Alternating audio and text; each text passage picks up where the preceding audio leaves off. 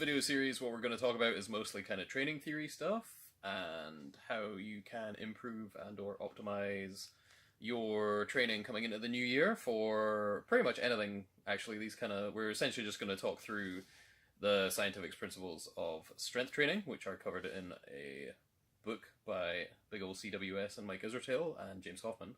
However, if you guys are not familiar with the book, or you just want my opinion on each of these things and how they can apply especially to you, and just essentially the TLDRs of each of these things, that's pretty much what these videos are going to cover. So, quick run through of all of them, which we'll be covering. We'll cover each of them in a separate video. However, in order of importance, it is specificity, overload, fatigue management, stimulus, recovery, adaptation curves, variation, phase potentiation, and then individual differences last.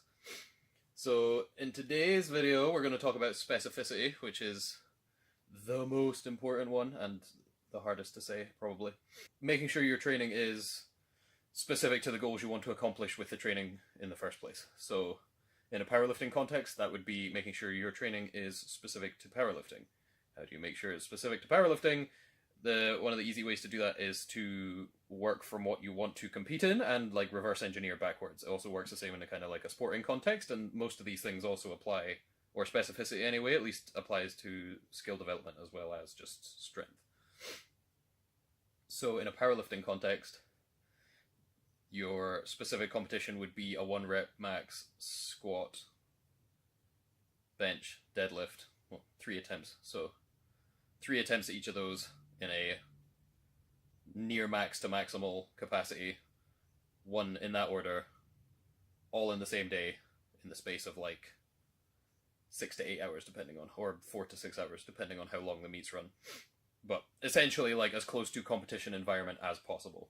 So again, like just for a crude example, like doing your 1 rep max testing on each lift on a different day would not be as close to competition as you can get. And again, some people who've competed quite a few times might know that given only doing 1 lift, you probably could get like a little bit more out of it if you have just the 1 day to do 1 lift, etc., etc. Anyway, so that's what your end goal is, and you want to work backwards from there in your training. So usually the first question I get from that kind of statement is, well, should I just be training for 1 rep maxes all the time? You could, and it will get you very strong very fast. However, every training style, modality, whatever fancy word you want to put on it, every kind of training done, if essentially doing the same thing for too long, like too much of a good thing with specificity, is very much a thing. So you will run into adaptive resistance very quickly, meaning that you will stop getting better and actually start getting worse at the specific thing you're trying to accomplish by doing it too much. So for powerlifting, you kind of want to work your training in reverse order from competition. Actually, that works for almost any sport where there's a competitive aspect of it. If you have a game or a tournament or a meet competition, whatever, you essentially want to reverse backwards in time from there, work out how much training space you have, and then plan accordingly to what you need and what will give you the biggest chance of success come competition day. Again, so for example, Eastern Districts, if people are around in Edinburgh and Scottish powerlifting, are in 5 weeks now? 5 weeks? I think it was 6 weeks, or is it 6 weeks this day? They're in like a month and a bit. So having if you were going to plan backwards from that, you're leaving it a bit late, but if you have planned backwards from that, like 12 weeks ago, you wanted to start your plan to compete at Easterns, that gives you 3 months, effectively 3-4 week blocks of time for you to put some training together. For example, what you could do, again, completely depends on your level of experience or qualification as to what you will actually need to do to get better. In powerlifting context, or quite a lot of context actually, even if strength is the goal, which it usually is for other sports as well, beginning with hypertrophy-based training is super valuable because, funnily enough, a really easy way to get strong is just be more muscular, like have more muscle, and your muscles will produce bigger force. There's pretty much a 1-to-1 ratio between cross-sectional area of muscle fiber and like rate of force production, or maybe not rate of force production, but force production through the tissue. I mean, anecdotal example, if you set Ray Williams next to Brett Gibbs, even though they are both world-class powerlifters, Ray Williams is like 3 Brett Gibbs, and anyone in member of the public will probably be like, he's stronger, and they would be correct. So yeah, not training 1 rep max all the time, however you do need to train some of it. When is it appropriate to do that?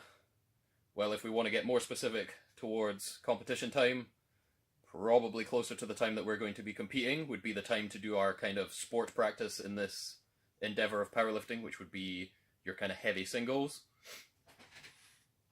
The only difference being that you have to take into account you don't net a very large training effect from heavy singles. They are the training, however, because you are only doing a few of them. Otherwise, by definition, they aren't heavy, like true like heavy singles. You can only do like max effort for so long before you're like, well, it's technically not max effort because you got so much done. Yeah, so you would be training heavy singles probably closer to competition. Stuff that is completely irrelevant to the specificity of a competition. So like sets of 12 on leg press, where would that be? Probably not close to competition because 1, it's in a hypertrophy style rep range of 8 to 12, which is completely not specific to powerlifting. And 2, it's a leg press, not any kind of squat variation. So yes, you are going to work your legs, however, not in any pattern that will significantly carry over to your specific skill of the squat for a 1 rep max. However, that would definitely be really appropriate down like the bottom of our specificity pyramid, like quite far away from competition. And funnily enough, those exercises tend to lend themselves really well to hypertrophy-based training, just because you have a lot of support. Like all the things people rag on leg press for being different to squat anyway, of like using no stabilizers, requiring less core strength, all this kind of stuff. Whilst, yes, that makes them different for squat, however, it makes them extremely useful for just completely destroying your legs, which when you're trying to get your legs as swole as possible in your hypertrophy phase, even if you're a powerlifter, is really good. So that might be something to consider. Again, exercise selection with regards to specificity is something we'll just go into for a couple more examples, but it is really important. It's something definitely worth thinking about. Something that Mike Teixeira has talked about quite a bit is, as you kind of gain training experience, if you have particular accessory or supplemental exercises or variations that you find really work for you and give you a lot of bang for your buck. So like one time for your last meet, you ran in your like 6-week lead up for like peak in strength, you ran like 2-second pause squats or like an incline pin press on bench or something, and you just felt like it made you just like hit that next kind of level and gave you sick carryover in terms of making your bench feel so much better, adding kilos onto your total, is to save those things for those kind of close to competition cycles. Again, kind of compiling or compounding the idea that you want to put your best foot forward, like right next to competition. That's kind of the whole concept of peaking. Like you don't want to peak 8 weeks out. Like you don't cram for a test that's 2 weeks away. Like you cram for a test like the next day. Like you don't want to do you don't want to do like your best work when it doesn't matter, like way far away from competition. That makes no sense. So yeah, getting back to specificity and exercise selection. So coming up to meet would be where we start doing our heavier work. There's no volume, cut out accessory work, that kind of stuff. We start doing the specific movements. You start even getting back in your singlet, depending on how close you are to the meet. You start doing it to calls. Definitely making sure you're pausing benches. Definitely making sure you're squatting to depth. Definitely making sure you're locking out deadlifts and not soft kneeing it or soft backing it, because again, you're not doing that many reps, so it's completely fine to not cut corners. I realize that like nobody pauses their benches for 12s unless they're doing a specific pause variation, because ain't nobody got time for that. Again, going into examples of exercises that would not be appropriate, it would be stuff like, oh, in my last month of strength training for a powerlifting meet, I have my main pressing variation as weighted dips. Like, that makes no sense. Like, there's no, like, yes, weighted dips are good for various things, but not for have a 1 rep max bench press, a pause bench training, like competition style bench. doesn't make any sense. I feel like this kind of point is pretty obvious, but it's definitely something that's worth considering if you're designing your training. I'm trying to see what else we could beat to death on specificity. Making sure that you are actually making sure you actually know what you want to get out of your training and programming it accordingly. Like, the classic one for powerlifters is having, like, 5x5, which is a very popular, like, general strength scheme. Like, it's not solo rep and so heavy that it's kind of towards peaking, but it's not so high rep that it's anywhere near hypertrophy either. It's just kind of general strength stuff. It's very popular amongst beginners because it kind of gives you that kind of well-rounded mid-ground of heavy stuff that isn't so heavy that you're probably going to fucking wreck yourself doing it. However, most people do like 5x5 on squat, and then they'll do a bunch of accessory work at like 12s. Why? Like, why? Why do that?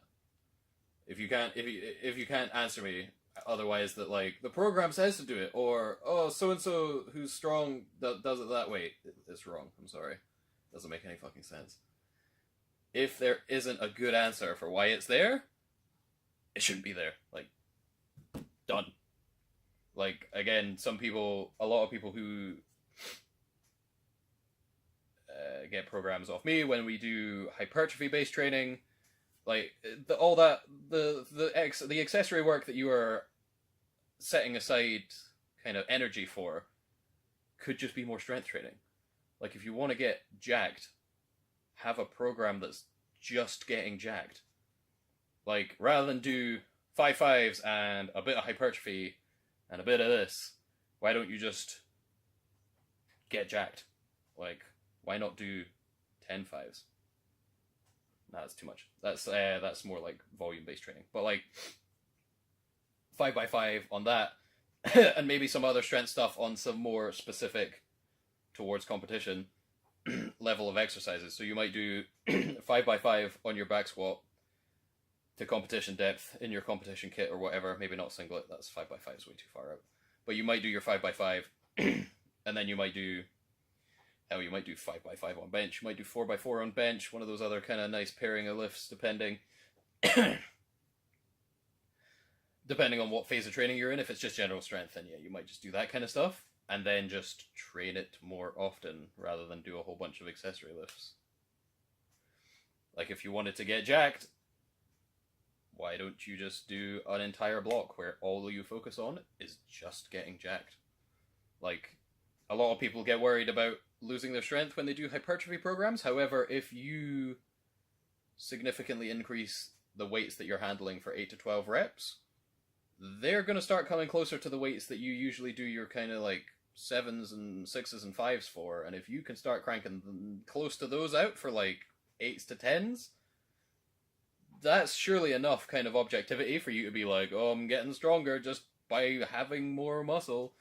The obvious snag in that plan is the weight class in powerlifting, because there is a weight class limit, but again, we'll come to that if we chat about diet stuff. You essentially just need to not be fat for your weight class. I'm sorry, but that's probably going to hurt a few feelings. But if you want to be good, like, fair enough, a lot of people, powerlifting is a hobby, and a lot of people just kind of take it as ease. Without optimizing as, like, your main focus, like, if you wanted to be the best you can be as quickly as possible, you're going to have to go that way about it, unfortunately. Like, you're going to have to be lean in your weight class, and then continue to be lean and just get as much muscle on as you can fit on your skeleton whilst also being as lean as possible. That's just how it works out being good at the sport. Obviously, unless you're 120 plus, in which case you have no limit, and you just need to be like 150 kilos plus and as big as can be. That's your end goal in that one. A brief chat about other sports. Specificity. Essentially, your competitive sport is as specific as you can get. Like, playing rugby is as good as you get at rugby. Like, that is the defining thing. Like, you just need to reverse engineer your different skills from whatever sport you compete in and approach it with the same kind of way. However, obviously, certain things will carry over to skills, certain things won't, and you obviously need a base level of physicality. Yeah, physicality to execute those skills in a sporting environment. Like, you can have the tightest passing game ever. However, if you literally can't run the length of yourself, there's absolutely no way you're going to be useful in a 90-minute contact sport game. So you obviously need a base level, absolute minimum standards of various aspects of fitness, as well as really ridiculous mad skills. And that's how you kind of push your game. If you are less of a skill position player in whatever sport you are playing, physicality can kind of take priority. NFL offensive line come to mind. It's literally just being a sumo wrestler in pads, pretty much. Versus skill development for stuff like soccer or tennis and stuff like that. Again, you need to find your own balance, or again, if you have a coach, they need to find your ideal balance of what things you are good at, what you suck at, and bring them up to match the competitive standard you wish to attain. Good luck to anyone competing in Scottish powerlifting in this month. I think Northerns is at the end of January, so I might be there. I'm probably going to be there helping out, so say hi. I'll probably be wearing this hat and some variety of like bright t-shirt, so say hi if you haven't met me before, and I'll see you guys later.